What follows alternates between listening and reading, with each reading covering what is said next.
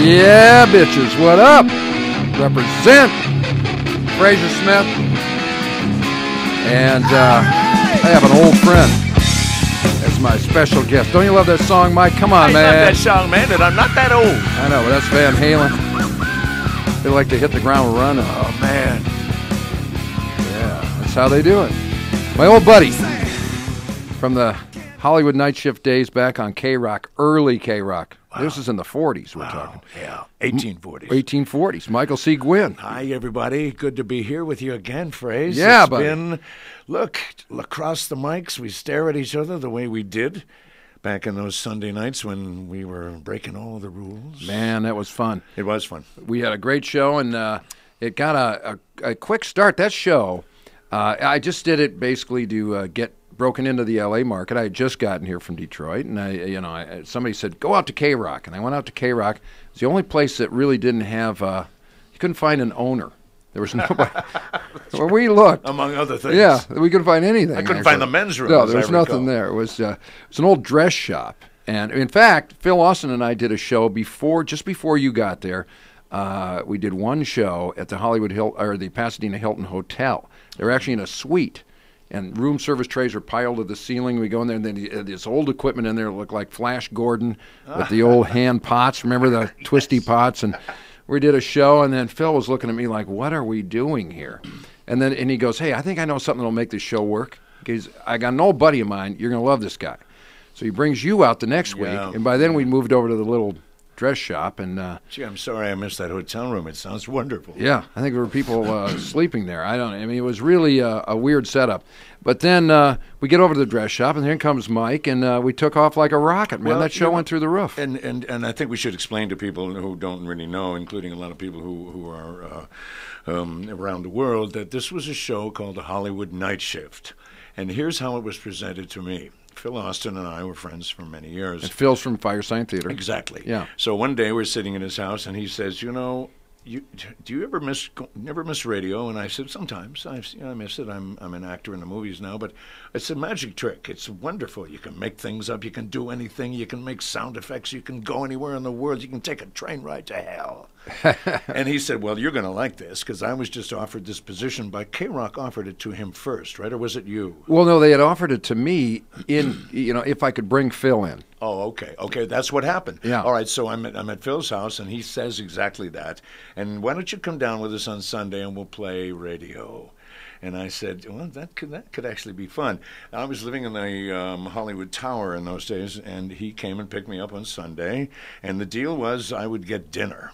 Ah, that's okay. it. So dinner moves a lot of actors in Sure. any direction. You mention dinner to an actor, you're going to get a song. Yeah. So in the car we went, and I said, where are we going? He said, Pasadena. I said, how do we get to Pasadena? Well, it's not a matter of getting there, it's how do you get out of it? Yeah. So we got on the freeway, and we drove, and I thought, this is like being on the road again. And came up to the studio, and I believe it was a strange place. Yeah, weird little building. There was a little guy, Rodney on the Rocks. Rodney. Who has actually been on the Rocks for all this time. He was the mayor or something of Sunset Strip. Yes. Yeah. Well, Rodney, is the most unlikely looking radio star or any kind of. But you know what? He actually was had a great ear and was able to pick a lot of the big bands that you hear today. Really? Rodney discovered. Really? Yeah, and a bunch of them off that little K-Rock show. Yes. You know, the newer groups that were coming up, Blondie and the Ramones and Sex Pistols and all that. This would be the early 80s, yeah, right? Yeah, and Rodney knew them all way before anybody else and, had discovered them. And he was on after us. Right, that's right. So he'd be wandering around the hall, looking through the window, wondering what the hell we were doing. What are these guys doing? It was an interesting thing because in radio in those days was never two people, and it was never ever three people.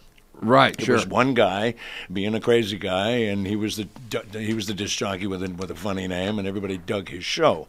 So when Philip and I were thinking about this, I remember thinking, what's my role here? So I'm going to have to assume some other role. Somebody's got to run the board, he said. So I thought, well, now I know how to do that.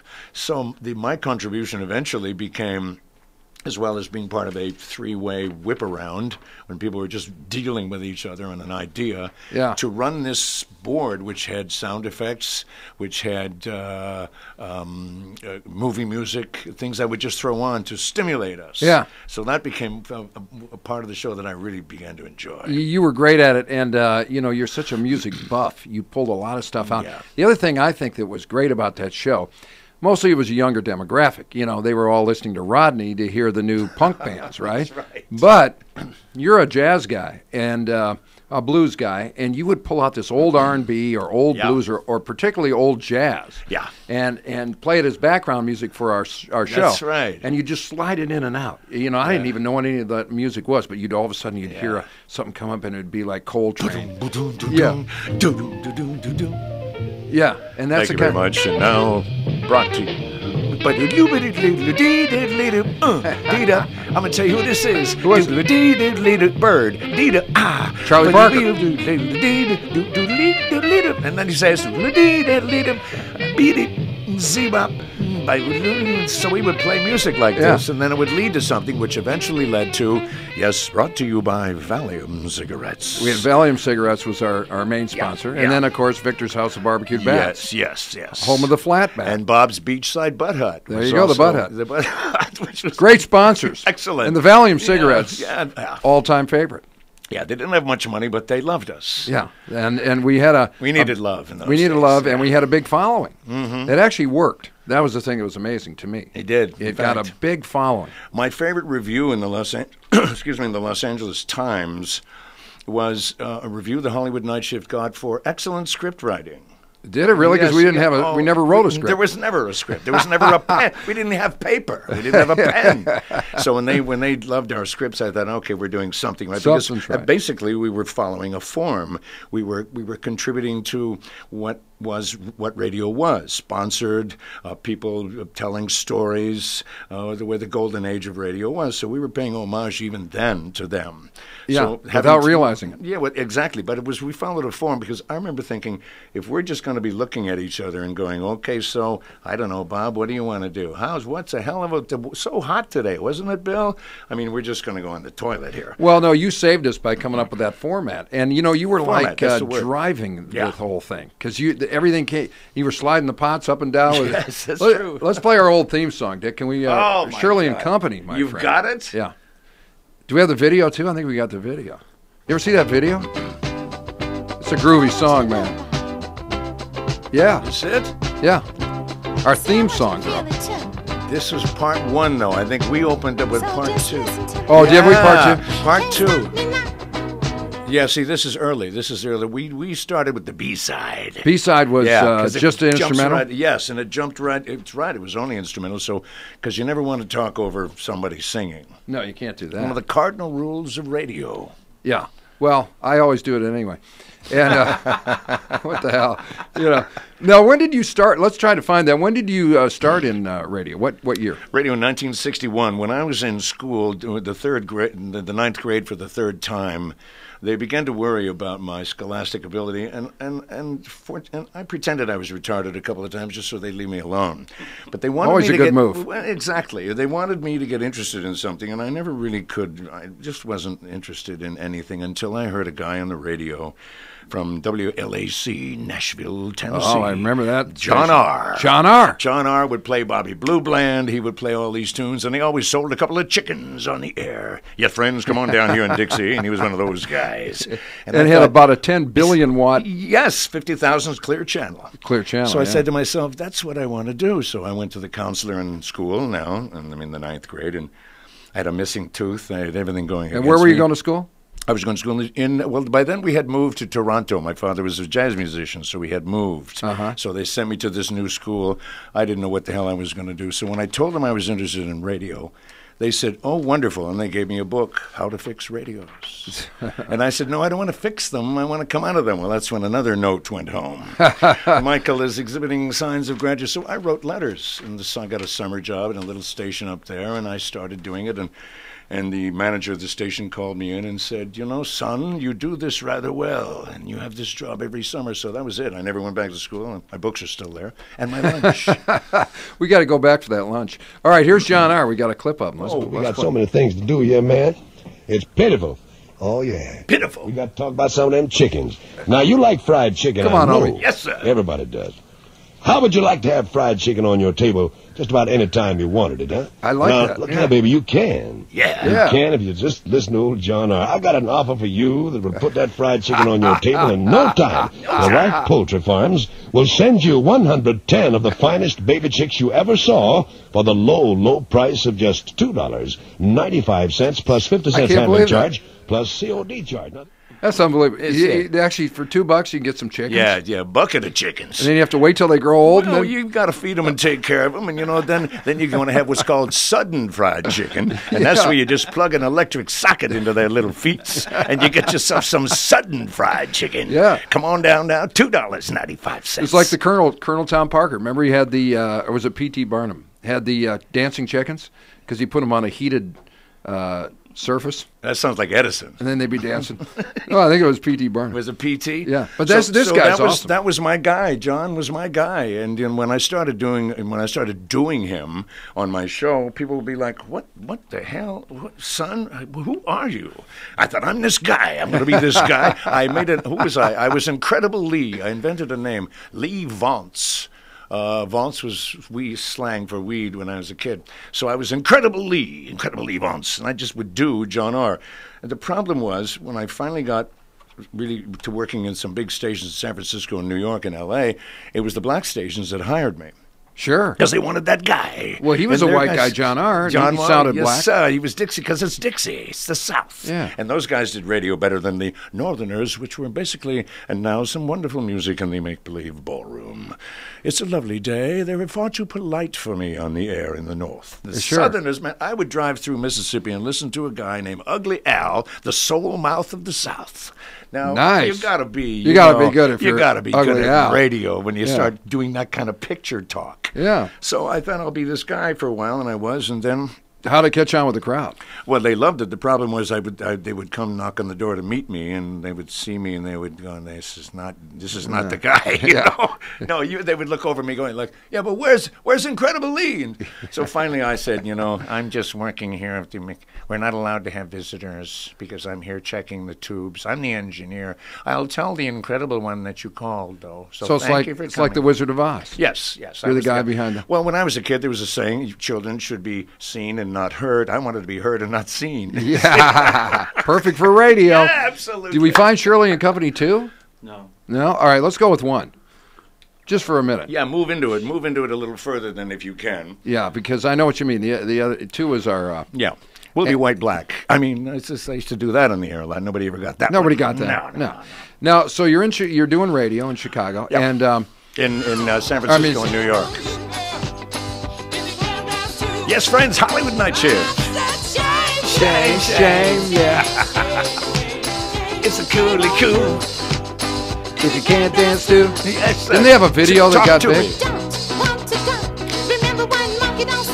Show. And I never heard the lyrics for this. I didn't either, because two didn't have. This is Shirley. Yeah. So you know, one monkey don't make no show. One monkey don't make a show. Come on, everybody. It's a damn That's why we shame. needed three people. That's right. Get that thing. You keep that ball juggled in the air, folks. Come Brought on, to you by Valium cigarettes. Man, I wish I had one now. Talk I- about Lee Vance.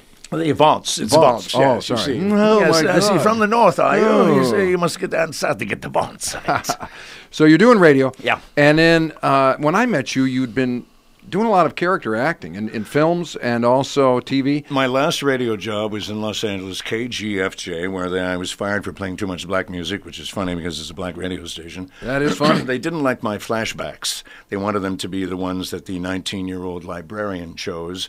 I said, but he's not doing my show. I'm doing my show. This flashback belongs to me. And so, therefore, it would be, the night was clear and the moon was yellow. Stagger and I'd bring Lee. out Stagger Lee. Yeah. And the leaves came tumbling down. And then the PD, the program director, would come in and he would go, that's not on the list. And I'd say, but it's on my show. So eventually we had a parting of the ways. I ran out of gas in front of the station and pushed my truck home. And then I thought, well, that's it. It's finished for me. And my friend Rennie Santoni, the actor, he said, Mickey, you got unemployment coming, man. You need to stick around. And at that time, I had just met a man named Gerald Friedman here at Universal. This was my first lot. Really? Yes, the first show I ever did. So we're at the John Lovitz podcast theater here at Universal Studios. In Hollywood, yes. Yeah. So Gerald Friedman, I met him at a party. And I didn't know anybody in town. I had just driven from New York. It was New Year's Eve, 68, 69. And I didn't know anybody. I bumped into him, and he said, hey, how you doing? And I said, I'm all right. He said, are you a friend of Jerry's? I said, yeah. He said, what do you do? And I said, well, I'm in the bullshit capital of the world here. I said, well, I'm an actor. And he said, really? I'm a producer at Universal. Maybe we'll work together sometime. Sure, I said. Another bullshit artist. So I rented an apartment. 2 weeks later, a telegram came. Be in my office, Universal Studios, 5:30 p.m., Gerald Friedman. What? And I thought, this is not my telegram. This is, I turned it over, and it was my telegram. And my girlfriend at the time said, what is that? I said, I don't know, but I think that guy at the party maybe. So I went to the corner, made a call, and I said, Jerry, that guy at your party, Friedman, Gerald Friedman, he's really a producer at Universal? She said, yes. I said, well, yeah, I told him you're a great actor. He said, wow, I said, thank you. Ah. So I went to the meeting. And I walked in, and it was him and a beautiful, they had my name. I had a drive-on pass. I went up to the Black Tower. They knew my name. The door opened. There was a single desk with a woman behind it saying, hello, Michael. I'm looking for Alan Funt at this time, Yeah. So you want to be in the movies, kid. I'm getting punked before there was a punk. Exactly. So I walk into the office. There he is, the same guy. And he looks at me, and he says, how you doing, man? And there's another guy sitting on the couch. And he points to the guy at the couch and looks at me, and he says, you see, that's the guy. So this guy gets up and he leaves. And I said, what is that? He said, that's Bob Edmiston, head of casting. You're playing the part of Danny in this episode of The Bold Ones, and we start shooting next week. Is there a problem? Bye, Mr. Bye. A script. But then I start next week. Wow. Well, there is a problem. I don't have a letter saying to the Screen Actors Guild that you need me as opposed to all the other actors that are in there. Barbara's typing it now, he said. So what's the problem? And I said, well, there's probably an initiation fee. And, I just did get to town. And he reached in his pocket and he pulled out a roll of hundreds and put 10 of them in front of me. Wow. And said, what's the problem? Unbelievable. And we start shooting next week, be on the set, and bye, I'm busy. And I walked out of the Universal with a script in my pocket. Unbelievable. And a job, man. So I came to visit a friend for 2 weeks. I stayed 27 years. That's a great story. That's a great showbiz story that never happened. It never happens. It happened to me, and I was killed by the best of them. I did every hit show in the 70s and 80s. I was a blessed man. I was an actor with a job, and I just wouldn't quit. What was that part on the first one, on The Bold Ones? I was a hobo. Right. And me and two other guys were having a hobo fire in Venice. Yeah. That was almost I did that the last show. night. I wish it was an episode of The Bold Ones, and I had Burl Ives was in that. Burl Ives was in that episode? Who? Burl Ives was on that show. Yeah. Oh, right. But no, I didn't work with Burl. I can't remember who I worked with. I worked with a beautiful blonde. That's what I remember. Hey. She was high on acid, and I had to pretend to take her to the zoo in an abandoned old car. Well, you should have I been. had such fun. It's right out of your life. Yes, exactly. I took my teeth out. It was quite wonderful. Yeah. The director thought I was. He said, "Didn't I see you sitting under the palm tree with those other bums? I thought you lived here." I said, I found my calling. Yeah. I had the wardrobe. I had some spats. I had a nifty suit, like I was an ex-Wall Street guy Nice. on Bad Times. Yeah. And they didn't throw me off the set, and they kept calling me for more work. I didn't have an agent. Spielberg told me, you have to get an agent because you can't just work Universal. I did 3 shows. I did 3 shows with him. With Spielberg? Psychiatrist, yeah. Can't remember the other 2. He was great to work with. I was supposed to be in Jaws. I was supposed to be the Richard Dreyfuss guy. Really? Spielberg had just got his contract here at Universal, and he said to me one day, because he lived over in Regal Court, where I was just there just a couple of minutes before I came here. I had to go by the old pad again. Yeah. They lived, he and Ralph Burris lived in an apartment that Bobby Darin wrote Splish Splash in. Really? So they wanted to show me the tub, there's the Yeah, tub, sure. and there's Saturday night. And so Boom, boom, boom. Okay, okay. Now, That's if not you listen closely to this movie, you'll hear me in 1,000 different voices. The helicopter pilots, 3 outraged parents, 1 teenage girl, and 5 transistor radios on the beach. In Jaws, I still get paid. I still eat seafood with the money that I get, because that's what Bruce would do. Jaws, coming soon to a nightmare near you. Awesome. Did you really play all those parts in Jaws? I did. Here's what happened. All right, shoot the shark. Thank you, Bruce. Eventually, he said to me, look, my career's over before it just begun. They're making me do this fish movie. That's what he called it. They want me to do a blockbuster, and I've got there's a great part in it for you, man, of a marine biologist who's out of his skull, which is pretty much you.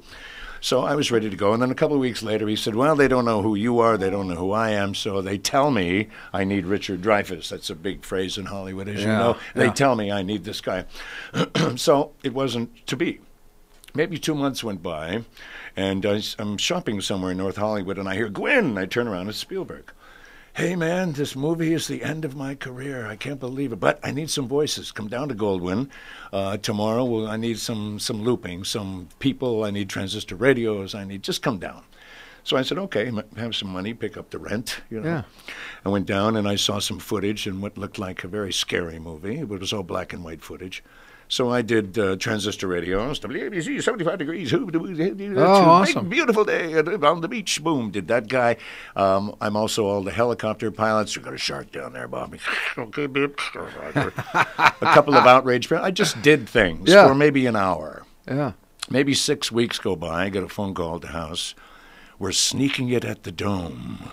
The Dome on Sunset, that geodesic dome with a big cinemascope thing. That was a big deal. So all this time I've been listening to him bellyaching about this movie, so I thought I'll go and look and I'll listen for my minuscule contribution to this picture. And I go to the parking lot behind the Dome, and he's pacing. He's walking around his car. And I said, hey, Steve, aren't you coming? I can't look anymore. I can't see this anymore. It's I'm too close to it. I can't look. But it's an exhibitor's sneak. In those days, exhibitors would go to the theater and they would see how the audience responded. And if the audience responded very nicely, they would book it for their chain or not. Right. If people started throwing things at the screen, they're not booking this. So I went in. He said, okay, you're going to give it to me straight after you've seen it? And I said, yeah. Picture starts. Boom, boom, boom, boom, boom, boom. We just heard it. Right away, I'm thinking, now I know why he demanded they go to London to get John Williams to write this beautiful music. Right.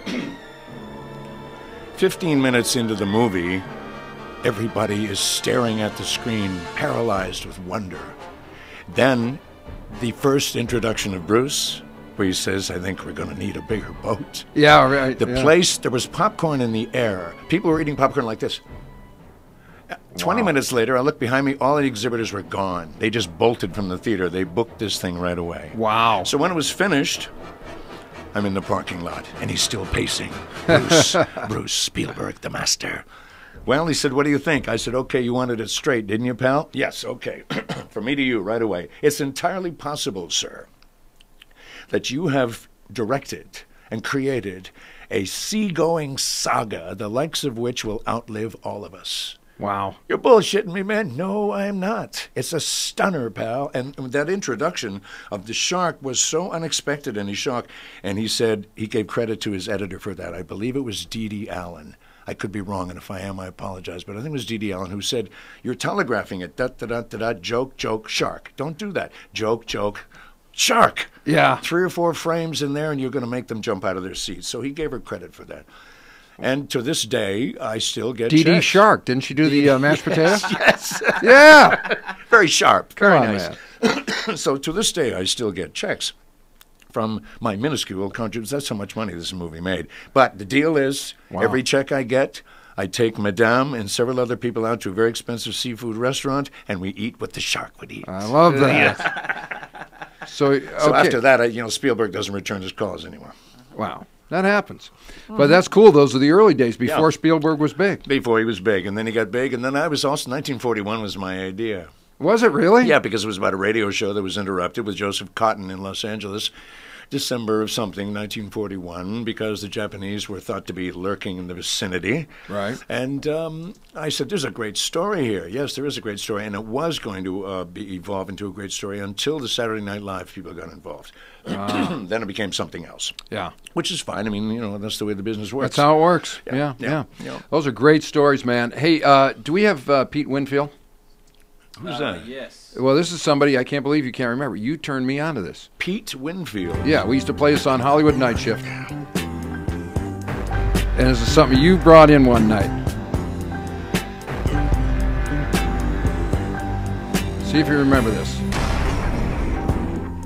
I'm 18 with a bullet. Oh, yes, 18 with the bullet. Yeah. Got my finger on the Trigger. I'm gonna pull it. I'm picked to click now. I'm a super soul shot. So hold it right there, little girl. We gonna have a big Oh, what do you got going there? You got the Jaws thing going at the same time? You're going to scare me to death. You guys. What was that? That was the theme to 1941. Oh. Which, by the way, I love. That's a great. You one. do? Yeah. Okay. Can we hear it? You remember this one? I'm a goodie too. I'll last forever, and I'll be good to you. You got two things in here again. Do do do do do. With a bullet. Boom boom boom boom boom boom. Got my Finger on the trigger. I'm gonna pull it. Boom boom. You brought this in one night. Boom. I do remember that. Yeah. That was part of my fun, that I would find things and bring them in. Yeah. You know, and you have a vast knowledge of jazz. Well, I have a vast knowledge of Blues. music that makes me feel good and laugh and have fun. I brought in a tune called "The Journey of the Drunk Man" that by Eddie Harris one day that we just love. We played it a lot. Are you able to find that? Let's see if we can find that. "Journey of the Drunk Man" or "The Drunken Man," Eddie Harris. I brought this in one Sunday night, and I thought, let me see what the boys do with this one. Wait for the perfect time and slide this thing in. And it's basically a groove with a guy trying to make sense and talk. And it's wonderful. That's awesome. It's the groove. And if we get it, We'll find it. Again? now don't try this at home. Eddie What is it Harris called? Journey of the Drunk Man or the Drunken Man. Eddie Harris. I remember that. Oh, Yeah, man. it's a groove. We got it? I found some Eddie Harris, but it's not that one. Oh. Journey, anything to do with the drunk. Have, It's a honey, man. Yeah, that's a good one. That's a good one. Well, we had a lot of great music on that show. Yeah. Oh. this is not the song you want, but it's Eddie Harris. We need the drunken guy. We need the drunk guy. Thank you for coming. Thank you. Yeah. Now, I want to talk about the Howard Stern movie. Because Yes. you had a cool part in that. Well, And- that came because of radio. Betty Thomas, the director, was an old friend, and I had done episodes of Hill Street Blues with. Because you did all those shows. You did Yes. Knight Rider. Anything, Knight Rider. I have a lot of fans in. Here it is. We'll be right. Yeah. We'll be right back with the story about Steve. You gotta go. You know, friends. Keeps knocking shit over. Yeah, man. That's what they do. You remember? Yeah, come on, man. This guy had he smoked a lot of Valium cigarettes. Yeah. We gotta go. Love that. It's like 15 minutes of nonsense, really, and we just loved it. For us, it was perfect. Yeah. So anyway, the Howard Stern movie. So Betty one day she called me at home and she said, "Michael, I'm doing the Howard Stern movie." And at the time I said, "I'm sorry to hear that, honey. How can that be?" She said, "That's actually quite a funny script, but I have a problem. Howard is terrified. He's never been an actor, and he's carrying the lead. It's his show, and it's about him, and he's going to have to be doing all kinds of wardrobe changes, and it's not radio. And I know that you're an old radio guy, and I thought if you were on the set, it might be nice, if there were some problems like repeating a scene where it's not real, you're not really on the air, Howard. You can stop any little things that come up. It would be great to have you on the set." I said, "Well, okay, send me the scripts." There's 3 parts. She said, "There's 3 radio guys." One of them was Symphony Sid, which I knew I couldn't do. Right. The other was Don Imus, who I knew people sort of knew what he looked like, but in those days not quite. But he only had one line, which I hesitate to say here. Are we censored at all? No, you can say it. So the one line that Don Imus has to say is basically, fuck off. Well, that's perfect for... and I thought, yes, exactly. Yeah. So I thought, well, not much to do there. But the second guy was a conglomerate of all the characters we met when we first got into radio who treated us like doinks. Yeah. You're the new guy. They set fire to your script while you're reading it. You're the new guy, and they just treat you like shit. So, and he was called the Duke of Rock. Detroit's finest. Yeah, there you go. Right back to my childhood. Yeah. So I said, Betty, the Duke is funny. The Duke's got some funny lines. I think I even stole one of yours and put it in the picture. Nice. But the deal was, I said, honey, I have a problem. I'm not going to get main title credits here. Main title billing is mandatory for me because I've always got that in any picture that I do. There's also no real part. This is like a day at the most. Yeah. So my criteria has always been billing, part, money. So if I can't get the first two, I'm going to have to get a lot of money for that one day. She said, okay. I quoted an outrageous figure, and they agreed. Wow. Wow. So now I get to New York. And we do a read-through. And Howard is hilarious. Duke, he keeps calling me, hey, Duke. Hey, now we're doing radio guys. He knew that I was a radio guy. So he started getting comfortable in the read-through. So come time to shoot it, the Silver Cup Studios in Long Island City, just outside of Manhattan. And we get to the set, and they've built a beautiful control room. And that's another thing. She said, I want you to check and see that it's real radio, that it's not they wouldn't have like a taxi microphone, or one of those dispatch of the wrong mic. Right. Everything was perfect. So, and Howard liked it too. So we'd start doing the scene. Howard works very slow. So we do the scene, we do a run through the scene. Okay, they're going to light it. We do a little bit of it. And then Howard's got to go. He's got like a 3 a.m. radio show. Oh, sure. So he has to leave. So, Michael, you can go home now. Ka-ching! Yeah. One day turned into 4 days. Nice. At that daily rate. Big rate, yes. If Warner Brothers knew that I was making that per day, that he put me on a weekly. Nice going, though. It was, well, he was great to play with. He was smart enough to know that he didn't know, and he was a good listener, which is good. Yeah. If you're acting with somebody and they're somewhere else, it's more difficult. Sure. So it was great. Now, I had about 30 seconds in that movie.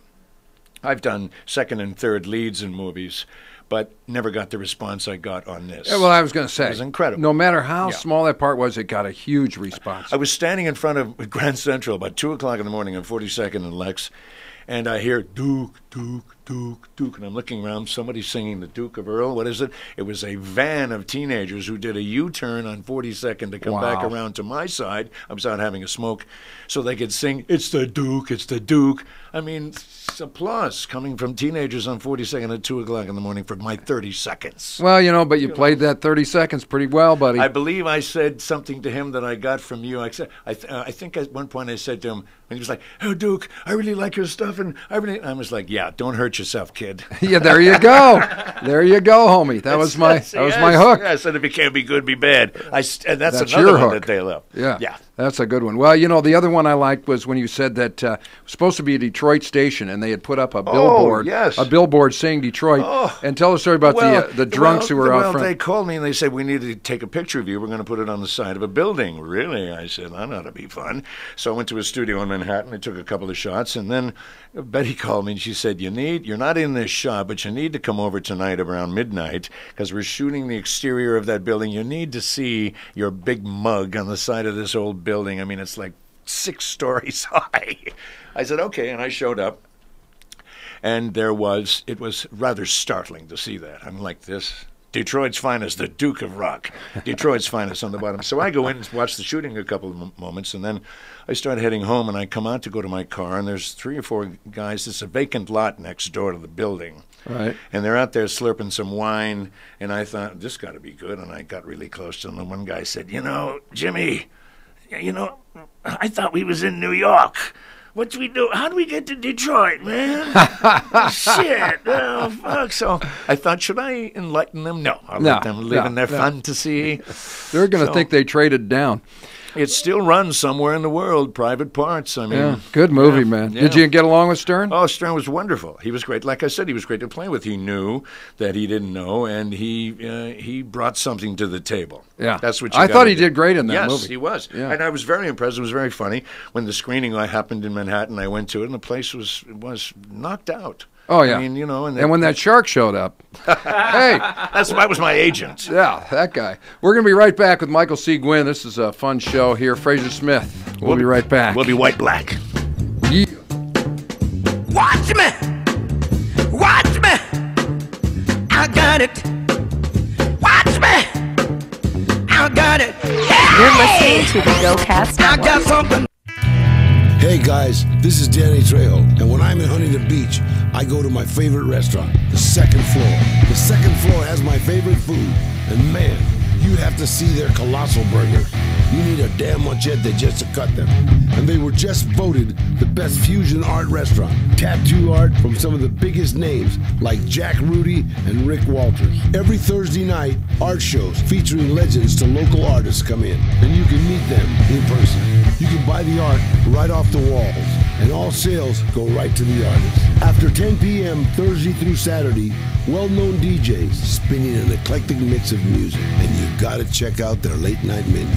Go visit them on the web. Check out their great menu, upcoming art shows, and your favorite DJs. Located at 126 Main Street, downtown Huntington Beach. Second floor. I'll see you there.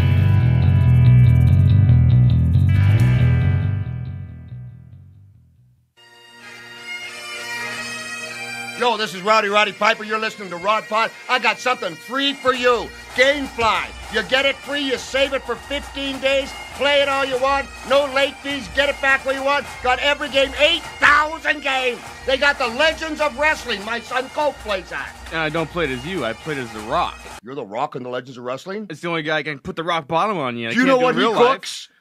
No, but I bet it smells delicious. Gamefly, 8,000. Be Roddy Piper.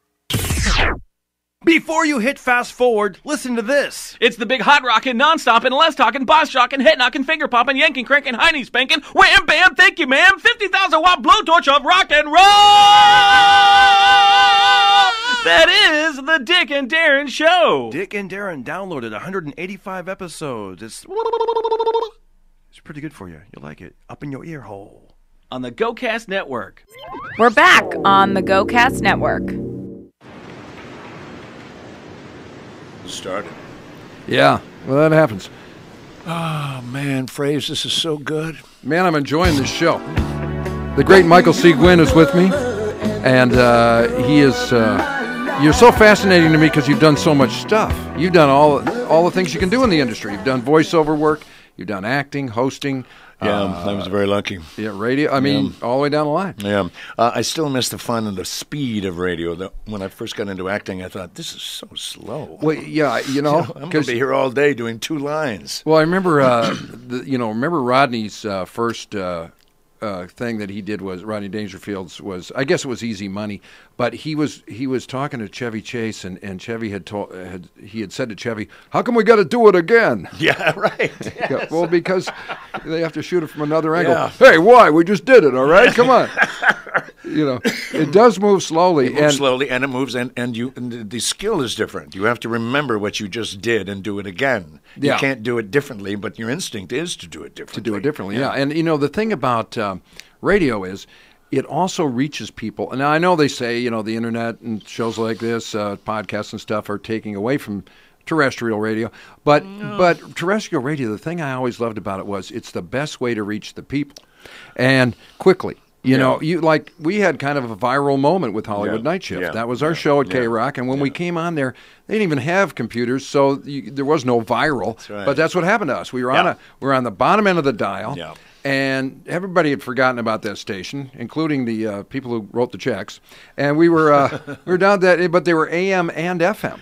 So we're on AM radio, FM radio, and all the kids were listening because of Rodney. Yeah. And so then what happened was we took off like a rocket. Yeah.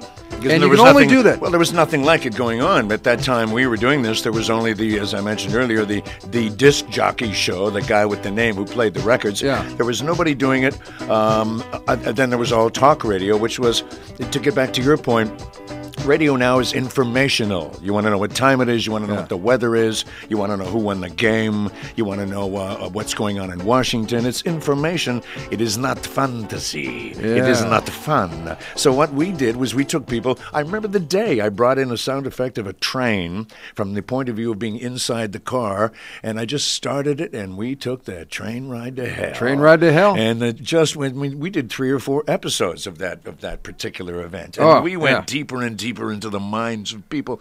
There was nothing like that. Yeah, and there probably isn't now. We'd put on the sound effect record and let it track through, and we didn't even know what was coming up. Yeah. That's what made it great. Yeah, You know, it'd be pneumatic drills into a plane crash, and then But the thing that was fun about that whole thing, it had a jazz feel. You know, because you were running the board, and you were we would go from really fast, frantic material to slow. You know, it had the pacing of a music set. Yeah, it did. In fact, here's our train coming now. I think, geez, I don't know. This is not my train. I was almost going to have to get on this and say goodbye, Frazier. But this is the 410. That's a 410. Yeah, this is not. No, this is not. Oh, wait a minute. Look at those blondes. Oh, hey. Wait a minute. Oh, I could have been on that train. Oh, yeah. Frazier. Should have jumped on there, buddy. I could have, but I got my new shoes. I'd scuff them. We can't have that. Oh, God. Well, now there's another train along every 10 minutes. That's what I'm saying, and I'm know. glad that you're on the The station. show's only 9 more minutes, though, but that's okay. So we had fun with the train ride to hell. That was awesome, Yes. and we had fun with that show. And our old friend Phil Austin, very talented guy, right? Yep, the whole Firesign Theater concept. When I first met them, they were doing essentially radio only live on stage. The idea of interplay. Right. And talking and talking pictures instead of information. That's what's not on radio anymore. Well, and radio did start that way. I mean, back in the day when Bob Hope and Bing and everybody were doing their stuff, and then they had all the serials, the Green Hornet and all that, Lone Ranger. Shadow and suspense. Yeah. That was a very particular kind of writing because you had to tell the story with words. You didn't have pictures. The pictures were in the mind of the listener. So everybody had their own shadow. And the old sound effects where you'd have the horses and it would be like coconuts on a spoon or something. And I mean, this was my first babysitter when I was very young, was the radio. The golden dial that glowed in the room and scared the pants off me while I was 2 or 3 years old because that was babysitting me while Pop and Mom were out having fun. It was the radio. I mean, no wonder I'm screwed up. I mean, radio did it. My first pal. It screwed me up, too, for different reasons. Well, look at us, and here we are again, together again. You got to love that, man. Yes, you do. Yeah, radio. Well, it's and then it's gone through all these changes, and I think, today now the podcast thing gives you a little bit of the same feel as early radio because you got some freedom here. I have to tell you, I was thrilled when you invited me here. Oh. When we spoke on the phone when I was up in Ventura doing Daryl Wayne's show. And you said that you were doing this, and I thought, this could be just like we could pick it up where we left it off. Yeah. Podcast, broadcast, modcast, godcast, whatever you want to call it. Whatever you call it. People are out there digging it. Yeah, man, they love it. Now it's global. Well, see, that's the thing. We're getting calls from Germany. Now, while we are talking about Germany, I have fans in Germany, You do? I did several episodes of The Night Rider. With the Hasselhoff. Yes. Hasselhoff's huge. Yes, he is. Ooh, that's a rather personal well, statement. I meant in we'll be white England, black. Yeah. No, I meant in Germany. I was getting fan letters that I couldn't read that were intriguing, and they're written by, obviously, as a feminine hand. I'm sorry if you're out there, sweetheart. I'm sorry I missed Probably you. got some Frauleins on the hook there. There were Frauleins, yeah. Yeah. And there was Strudel, and there was a little, the horizontal mambo going on man. in my mind. Of course, in your mind. And I'm sure there are followers all across the world where... Whoop, here comes one now. Yeah. Look at the way she's walking. Looking Fred. good, homie. Whoa. Yeah, represent. She's got that sideways thing Yes. going. Look out. You Get gotta over here, love Mama. Rough, tough cream puff want to say hello. Hey, you know what, Mike? Wow. I'm really having fun, but it's time for a sponsor here. We've Let's got Valium cigarettes. Somebody's got them got, back. Yep, somebody's They're got to back. not pay me. All right, here we go. Valium cigarettes. Oh, we don't have the commercial queued up? All right, we'll get it in a minute. Now that never happened in old radio. Yeah, Remember, there was yeah. if you had dead air, they took it out of your check. Yeah, that's right.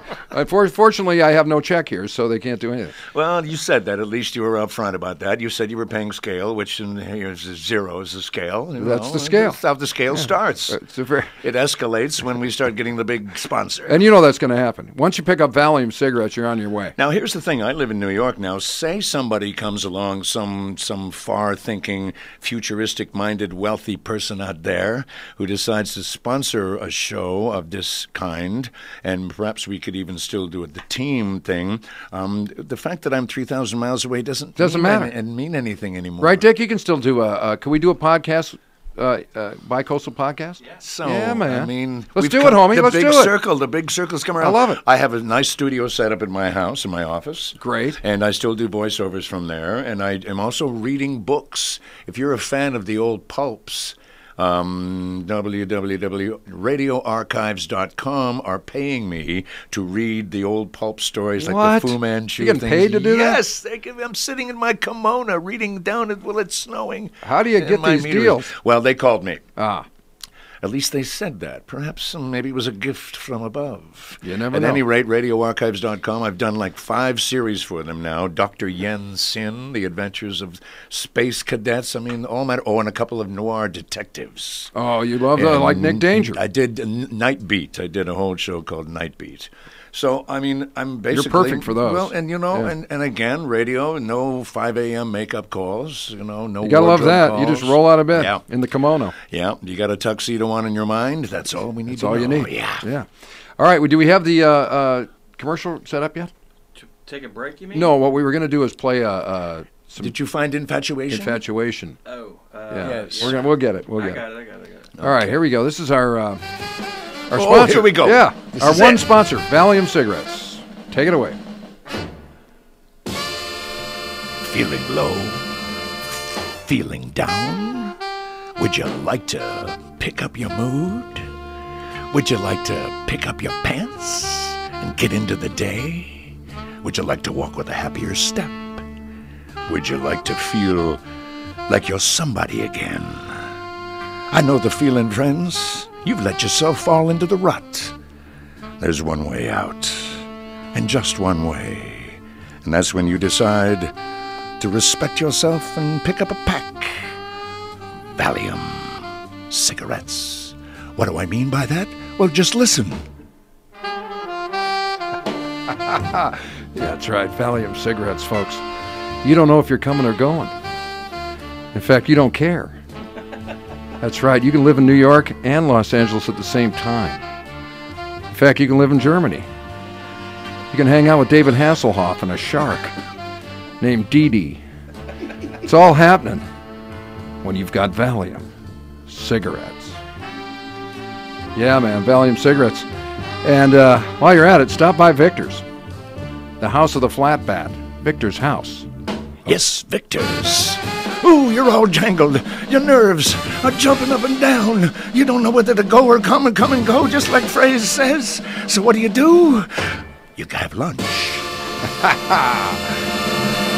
Pick up a rib. Pick up a rib. And find yourself lathering and slathering a big red sauce down your sloppy jaw. Find yourself looking across the room past the bottles of vinegar sauce into the eyes of that ebony queen. Yes, and she's looking back, and she's looking good. It's you who looks down. That Valium went to your head, and now the rib's gonna pick you up. So feel better, friends, and come down to Victor's house of barbecue bats. Lift your spirits and help my bottom line. Yeah, there you go. Victor's House of Barbecue Bats, the home of the flat bat, and Valium cigarettes. The smoke of the stars. Yeah, man. Well, those are good sponsors. If you're only going to have 2 sponsors, those are 2 of the best. Those are 2 of the best, and after this show, perhaps they'll make a couple of dollars. You never know. You never know. They'll share the bounty. They'll share the wealth.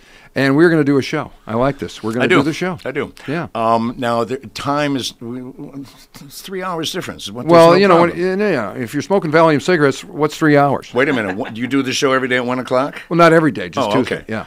Well, let me just say I'll make myself available for more of this fun. You already, see? I love it. You already met the boss, too, and you were charming him with your stories, because you have the best stories. Oh, was that the gentleman I met outside? Yeah, so I think you're in. Wow, I gave $20 to the right guy for a change? Perfect. Oh, man. Perfect, my friend. I wasn't sure about that. That never works for me, but somehow that worked out. Yeah, that's great, man. Yeah. And the acting's still going on? You still doing Well, I've decided that it's just not any fun anymore. They don't write for guest stars. You see, I was a guest star, which means my job was to come in and give the hero trouble. Right. And challenge him and then thwart. I mean, I got thrown out of helicopters, blown up in sex, money and shit, and it was all great fun. But now there's too many regs. There's an ensemble. Every show is an ensemble, so the guest has got nothing to do. You don't get the guest star. No, the guest doesn't have no fun, and the guests don't even get killed anymore. Yeah, that's no fun. No. Half the battles. Oh man, if I had a reel of my killings, it would be wonderful. We should make a reel of that. There probably would be a wonderful reel. Yeah. There's certainly a good one of Larry Hagman throwing me out of a helicopter high above the desert, where I get to scream. He did that to me too, but for no apparent reason. Yes. He was a cut up. He was weird. Yeah, that's his idea of a joke. Now, what other show did you do? Starsky and Hutch? I did not do a Starsky and Hutch because Starsky himself took a dislike to me. What? Yes, Michael Lieberman. No, Michael John Fartel. Glazer. Michael Glazer. Yeah. Michael. No, it's a personal story. Weird. Yeah. So I never did a. Also, it was a cartoon, kind of cartoonish. Yeah. I was trying to be genuinely threatening characters rather than somebody who's just waving a gun. And you wanted to be a real. Now, my job was to be a pain in the ass and give this guy trouble. Now, how did you tap into that mean side? I tapped into that mean side by realizing what a shitty deal I made on this show. What, I'm doing this and they didn't tell me I was going to be... Who's got that radio on? Turn that radio off. God some guy on the beach. These kids turning up radios and shit. But as an actor, do you do that? You tap into... Because I played a villain once in a TV movie, and I had more fun on that than anything I've done in show Villains have business. the best fun. When I first came to Hollywood and I started working fairly regularly here at Universal, an old-timer came up to me, and I don't know, I recognized him from a lot of movies. Couldn't recall his name, sadly, but he gave me the best piece of advice. He said to me, son, you got a bit of a career future in this town. Let me give you some advice. Stay away from the comedians. Uh-oh. You want to have a good time? Hang out with the villains. They'll show you a good time. And it was almost, except for you, almost correct. Is that really true? Yes. Yeah. The comedians tend to be self-centered and hurt and pain. Yeah, and they're off stage. They're often down and downbeat. And it's your fault, and the world is a piece of shit, and everything is bad. The villains, hey, man. They're having fun, man. Yes, sir. Yeah. Because they get to almost beat up the good guys, Yeah. and they get to have fabulous deaths.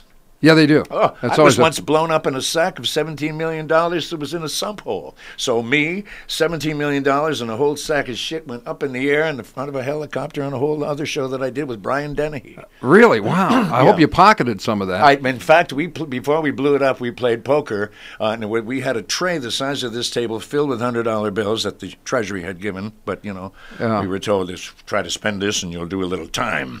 That'll buy a lot of Valium cigarettes. We were raising each other $5,000 and using that money, man, before it burned up. That's funny. How was he to work with? He's a great actor. Brian was a delight. We did our first picture. His first picture was Butch and Sundance, the early days. That was his first movie. He was a stage actor. Oh. And I had done a couple of pictures before, and I think I knew this director. No, it was Richard Lester.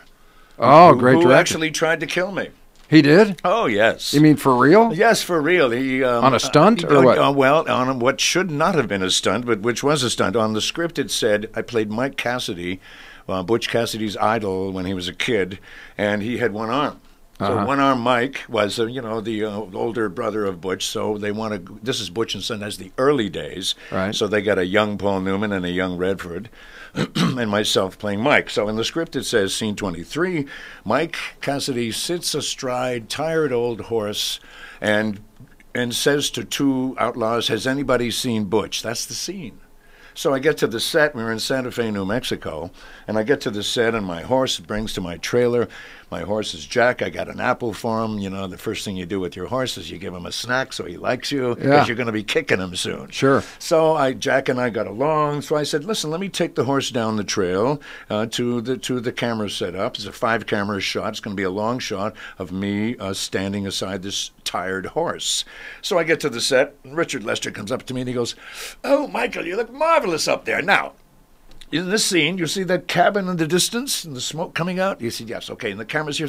Now, in this scene, you roar by and you go up there to the top and that's those words. I said, "Wait a minute. Roar by? I don't see roar by that's not here in the script. Oh, no, that's not going to work. We need some really hard writing." Oh, Jesus, I said, well, I can see myself on the 11 o'clock news. Actor lies and pays with his life. Some good press for the movie. Okay, so now I'm starting to sweat, and plus I've only got one arm. So oh, I've man. got this arm, and which is the steering arm on a horse. As Sure. you know, the left pulls the reins. So I said, Richard. So he walks away. Wow. And I'm thinking, and it's a 5-camera shot. I can't back out now. Excuse me, I was lying about the horse. He doesn't like me, and I don't like him. You know. So before I could do it, I just said, "Please, you know, please God, never did get me through this anything one." bad to my-" And I heard action, and I kicked that horse. How'd it go? He was a picture horse, so he knew where to go, not like the horse people rent for a while. So, Right. So I just remember being lurched back in the saddle, and I just went by in a blur, and I saw the cameras go by. And the first camera crew, I remember looking over, and I saw a guy going like this, like the horse crashing. And the horse was, and I'm lurching on the side of the saddle, and I'm thinking, I'm going to die here. And I get all the way up to the top of the cabin, and there's these 2 horrified extras going like this, where I'm supposed to say, "Anybody seen Butch?" Instead, the horse, being a ham bone horse, decides to do a Gene Autry on me. Oh, no. So I'm holding on again with my right hand, and then I heard this cracked voice saying, "Anybody seen Butch?" And these 2 guys go like this, and they point over there, and so I rear the horse, and I go back, and we go back, and then that's this. Oh, man. Okay. Now Richard comes over and he says, "That's good. Let's do another one." Try that again. I did it 11 times. What? 11 times, this rat bastard. Oh, man. Richard, I don't know if you're still with us. Unnecessary. Because it ended up, I was on a plane flying to New York some years ago, and it was on the plane. And I thought, well, at least I'll get to see this, because I never did see the movie.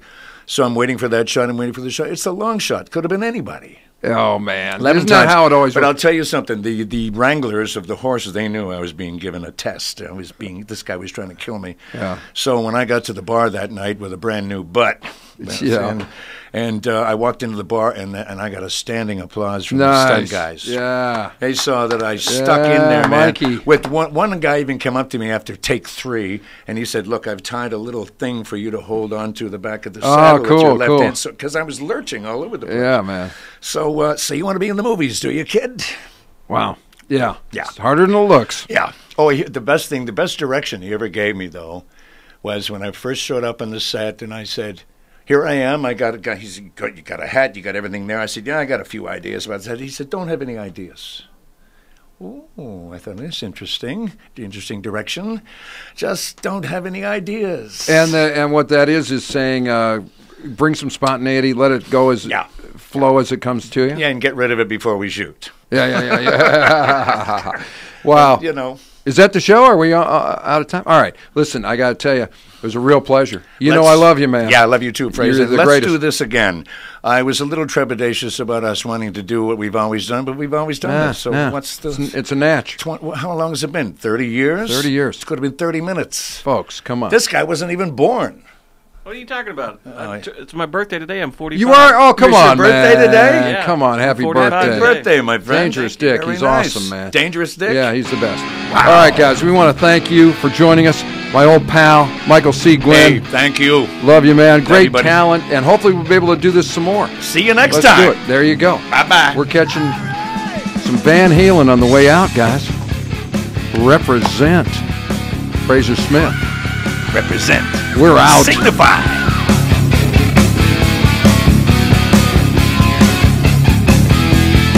You say, I cannot get there from here, baby. And I don't care where I'm going. You're listening to the GoCast Network. Hey guys, this is Danny Trejo, and when I'm in Huntington Beach, I go to my favorite restaurant, the second floor. The second floor has my favorite food, and man, you have to see their colossal burger. you need a damn machete just to cut them. And they were just voted the best fusion art restaurant. Tattoo art from some of the biggest names like Jack Rudy and Rick Walters. Every Thursday night, art shows featuring legends to local artists come in, and you can meet them in person. You can buy the art right off the walls, and all sales go right to the artist. After 10 p.m. Thursday through Saturday, well-known DJs spinning an eclectic mix of music, and you gotta check out their late night menu. Go visit them on the web, check out their great menu, upcoming art shows, and your favorite DJs. Located at 126 Main Street, downtown Huntington Beach, 2nd floor. I'll see you there.